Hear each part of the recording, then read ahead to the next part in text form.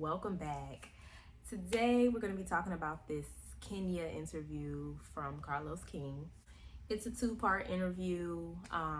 Obviously I'm not going to discuss everything from the interview, but like the Nene interview, we're going to talk about some key points and I'm going to give my opinion. So let's get into it. So before we start even talking about that, does anybody else get the vibe that Kenya might not be here next season? It's been feeling that way lately, especially in this interview, because she is very fed up with production. Like, she literally said she is angry about how they, protect Marlo, and we'll get into that. But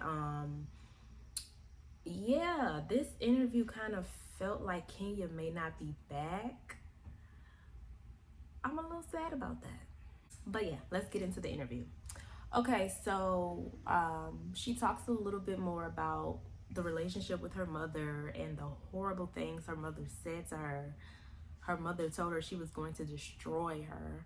And she used to say so many terrible things. And, her family never really had her back, which it really sucks. Honestly, I almost kind of teared up listening to that because that's really freaking sad. With my mom, who could have easily destroyed me. Like, literally, she told me she would destroy me to my face. Your mother said that to you? My mother said that to me. She said, I will dog you for the rest of your life, to my face. And, even though Kenya has her ways that I do not like, I understand why she is the way she is, obviously, because of what she's been through. I just kind of wish she went and got help. I understand her childhood was traumatic, but, once you get to like your 40s and 50s, it's like, okay, you should have been in therapy. You should have worked on it. You don't really get to keep using that as a crutch. I get it. But I just wish she would have went and got help for it. And maybe she did. Who knows? But I just feel like a lot of people kind of use that as an excuse as to why she may not be the nicest person. And it's just like, yeah, I get it. But, you should have worked on that by now. That was just sad to hear. I didn't know the extent of her relationship with her mother. I didn't even know she had that many interactions with her mom. I thought her mom just like gave her up and that was that. But it seems like they have had a few interactions and they've all been pretty negative, which sucks. And like the thing that just is so evil about it, that's the most evil part, the part that really makes me feel bad for her, is just like, you don't want to acknowledge her. You don't want to acknowledge her as your daughter, but you're going out of your way to ruin her life. Like, if you don't want anything to do with her, just leave her alone. Why are you trying to ruin her life? She starts talking about Nene and how Nene is the yin to her yang, her frenemy. I think all of that is a reach. Her and Nene were never good enough friends to be frenemies. When you're someone's frenemy, you're like their best friend and their worst enemy. To me, the frenemies of Atlanta were Nene and Kim. Nene and Kim were actually really good friends before the show. And once they got on the show, they went at it like cats and dogs. So they were the true frenemies of the show, not Nene and Kenya. Nene and Kenya were rivals. But I just feel like she was reaching with the yin to my yang and that's my frenemy. No, I don't agree with all of that. Now, she definitely took over as Nene's new rival once Kim left. But frenemy, yin and yang, no, that's all a reach. She also spilled some tea on season 5, which was her and Porsha's first season. And if y'all remember the scene that started the drama between Kenya and Porsha, when Porsha got Kenya's name wrong by accident, they was not even peach holders at that point. Google me, honey. Google you? From Google when? Me. It's not even in the search engine. Yeah. It's so old. Yeah. Which is crazy to me because season 5 was all about Kenya versus Porsha. And Porsha won't even gonna have a peach at first. And then they gave us this iconic scene on the curb. And neither one of them even had peaches at this point. And if y'all remember the scene where she took over Cynthia's party, the party that she threw for Nene, and her and Cynthia had got into it a little bit, that was when Kenya pretty much gave them an ultimatum about, listen, if you don't give me a peach, I'm out of here. I was looking around like, where am I being auditioned? Really? did. So at that scene, you still did not have the. I did not have a contract. I did not have a contract. She also said Portia was not even considered to get a peach until Kim quit, which makes sense because if you remember the dinner where Kim walked out, Portia wasn't there. And then after Kim left, that's when they decided to invite Portia to Anguilla. She originally wasn't even going until Kim quit. So that makes sense. You know, so she starts talking about Portia and how she sees Portia as her little sister. And she has so much love for Portia. I just feel like she was reaching. I think she is so bored and fed up with this current cast. She acting like she just got so much love for the older ladies. I just think she misses them. And, you know, she understands now that she needs them. Maybe she wanted them off the show at a point, but then once they actually left and she realized she couldn't carry it, now she acting like she just loves them so much. Like, she is really throwing me for one with her stance with these ladies, because she could possibly have love for Portia. I'm not denying it. They're obviously in a good place now. But if that's how you feel about her, that's definitely not how you act towards her. You know, your actions and your words don't really mix. It was never given big sister, little sister when it came to Portia and Kenya. It seemed like Kenya could not stand Portia from the moment she called her Miss America.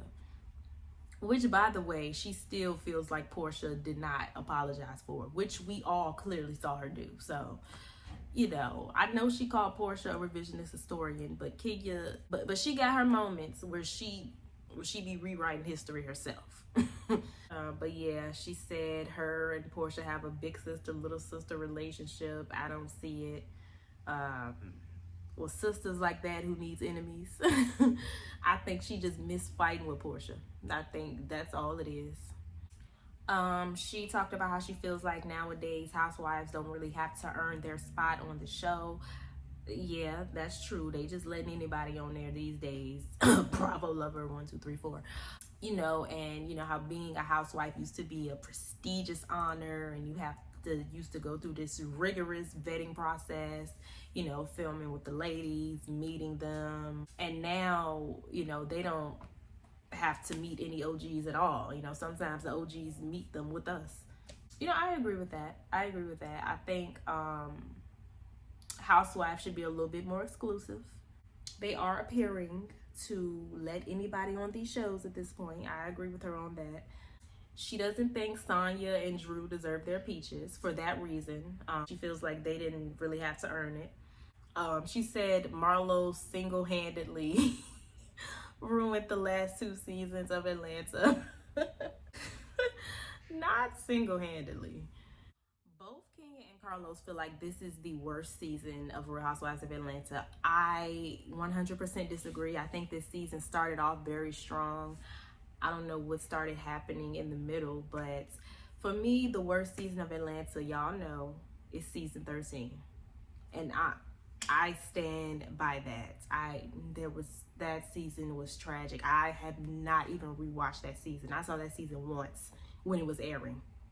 I didn't go back and watch not one episode or nothing from season 13. Has no rewatch value to me at all. So I disagree. This is definitely not the worst season. I think everyone is just so upset with Marlo. They're being a little dramatic because this is not the worst season of Atlanta. It actually started off pretty strong. But speaking of Marlo, y'all know Kenya gonna give some shade. So she tells us how Marlo has this chairlift in her townhome. Old white men going up to your bedroom? Why else would somebody have a chairlift in their house? This 30s, well now she's 50, but why would you have a chairlift in your goddamn house? Tell me why. Go look at her interviews. In her interviews, it's a chairlift. Which I have seen with my own eyes. Somebody posted the receipts on Twitter. Marlo does have a chairlift in her townhome.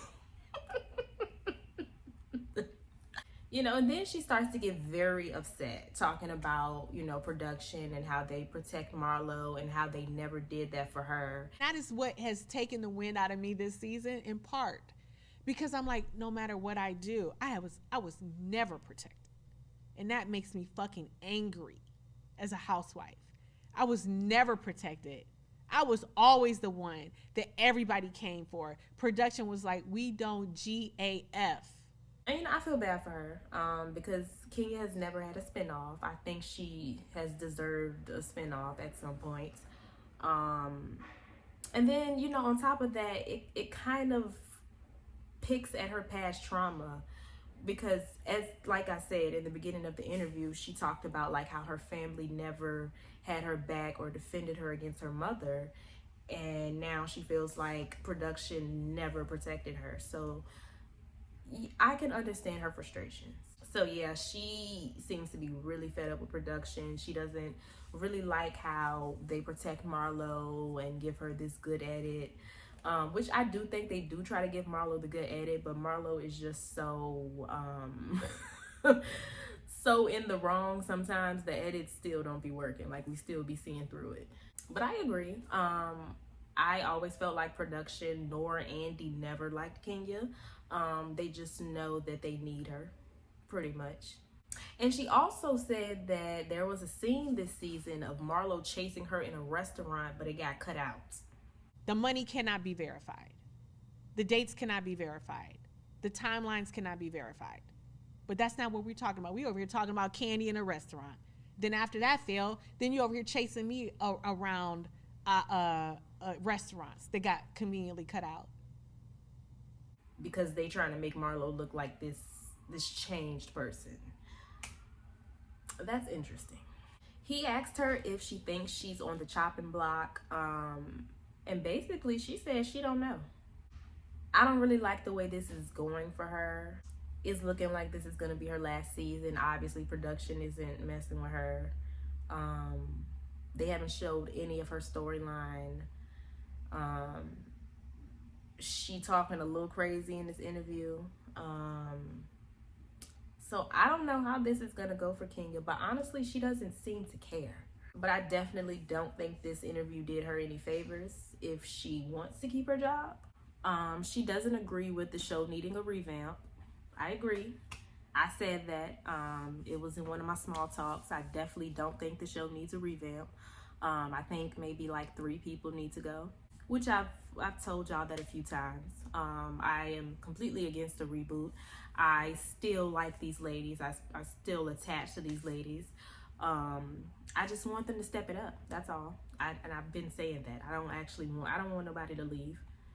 She talks about how when they were on the Portugal trip, she actually broke fourth wall and cursed all the ladies out, told them they was ruining the show with their fake alliances and fake storylines.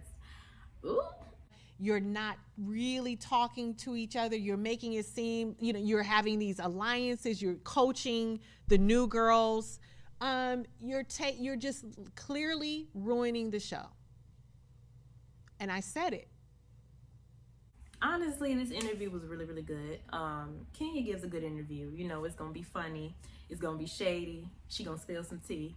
And she's going to give you some redeeming qualities. So I definitely enjoyed this interview, but at the same time, again, it made me a little sad because I just don't feel like Kenya's going to be back next season. That's the vibe that I'm getting. And everybody seems to be getting that vibe. One thing I forgot to talk about. Kenya has been doing this thing as of lately. She did it on Speak On It. I'm pretty sure she's done it somewhere else. I don't know. But she's been doing this thing lately where she's been mocking Courtney. Are you bored? How can I not be bored? I gotta work with people like Courtney. You like that? You like that? And yeah, her impressions of Courtney are hilarious. I forgot to say that one little thing. That was probably the funniest part of the interview to me. Now, of course, I didn't talk about everything in this interview. She talks about the Phaedra and Apollo stuff, which I'm not really interested in discussing for the millionth time. She talks about how she went on a date with Kanye.